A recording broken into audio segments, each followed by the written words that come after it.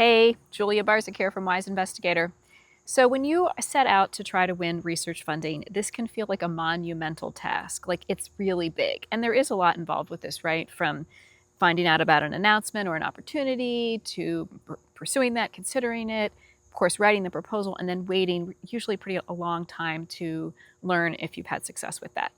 So, let's try to break this down. It's always good to break things down into smaller bites so that they are more manageable. And one way to do this is to think about getting to the next step in your pursuit of funding and not worrying about getting any further than that. So, what do I mean by this? Well, I mean that you want to build relationships and explore opportunities by just trying to get to the next step of the process. So, when we talk about contacting funders or program officers, the first part of this relationship potentially could be making contact with the individual. Forget even having a conversation, but just think about making contact with that person. So you send an email and you may have to do some follow-ups, but they reply. Okay, that's a little win. You did that there. Now, maybe the next step would be getting them to agree to read something from you. Could I send you a white paper? Could I send you a research manual or a description of an idea that I have? That could be the next step. If they agree to do that, then that's great. So you've made some more progress. Then beyond that, you may think about getting some feedback. Could you get a response from them? That's the next thing that you want, and possibly even to have a conversation. So then when you're going into the conversation, the next thing you may want would be to potentially them agree to have a follow-up conversation with you, if that makes sense. Okay, at this point, what's going to happen next is going to be based on what's been happening already and what makes sense.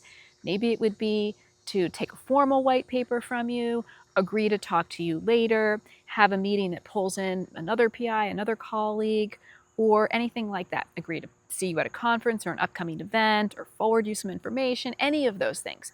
So you want to just focus on getting to the next step. And this can make the whole process seem less daunting, and you don't have to feel like you're looking at that ultimate end goal as the only way that you can make progress. You can make progress through these small steps. So it's important to think about why you may be having a resistance to doing this, or why this may be difficult for you to actually do.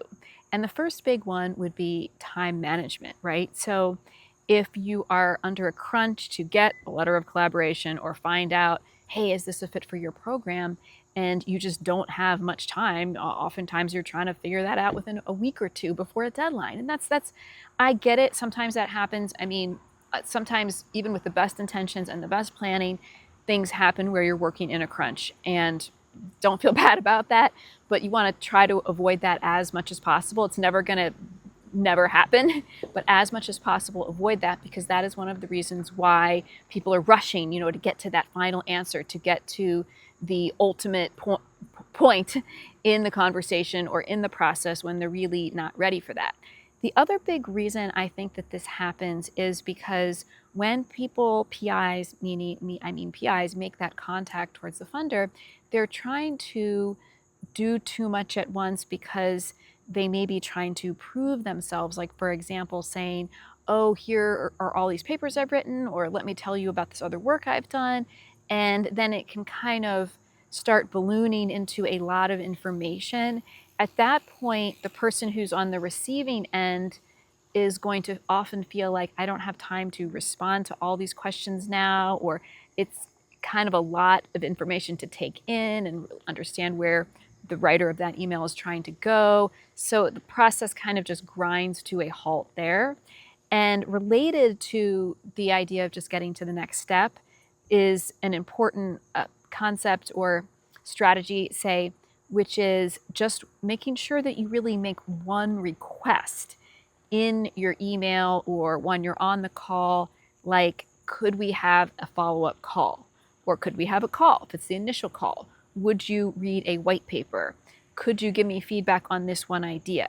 So that's called a call to action. If you hear people say, subscribe to my YouTube channel, or would you leave a comment or something like that, they're giving a call to action. And when people generally receive one call to action, they are more likely to follow that. But if somebody says, you know, contact me here and please also email me this other stuff and follow my channel and do something else, then it all kind of gets lost and you're thinking, I guess this person does want to follow up, but I'm not clear how. And again, it's sort of like a grinding to a halt.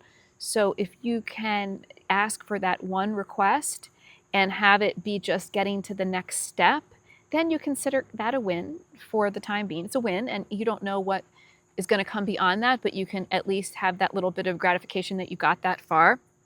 Another benefit of this type of process is that you can often get to a no earlier in the process, which of course it's disappointing if you realize this thing is not going anywhere, there's a dead end, there's an impasse, but you would rather know that earlier in the process so that you're not having to write a full proposal than to just find out that they didn't like your idea or it's not a fit or there's no opportunity.